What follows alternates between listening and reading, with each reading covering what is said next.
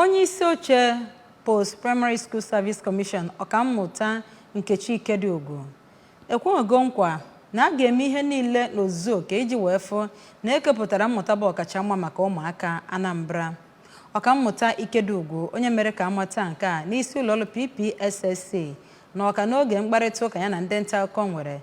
mere ka amata na ngalaba mmụta na Anambra steeti ka ọ dị bụ nke agbagoro ọdịọfụ kamgbe gọvanọ Chukwuma yiweregoro n'ọkwa ọchịchị. Onye nta akụkọ anyị bụ Valentine Mmadu wetara akụkọ a site n'ebe ahụ.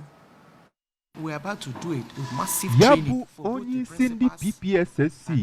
kwuru na enwere ihe ndị ha na-emega iji hụ na enwere agụmakwụkwọ nke kacha mma na steeti a, nke bụ ịzụ ndị ọrụ n'ụlọ akwụkwọ n'ebe o metụtara etu mba ụwa si eme ihe gbasakwara ịmara igwe omentomimo, ị na-elebara ndị nkụzi anya, ịzụkwa ndị school prefect nakwa itinye ezi akparamagwa n'ime ha, iwechiatakwa ọnọdụ dị mma maka agụmakwụkwọ. Ọkammụta Ikediugwu kelere gọvanọ Soludo maka uchu ọ na-etinye ịhụ na enwere ezi agụmakwụkwọ na steeti a, ma hụkwa na enweela ọrụ aka dị iche iche etinyere iji wee hụ na obodo anyị kawanye mma,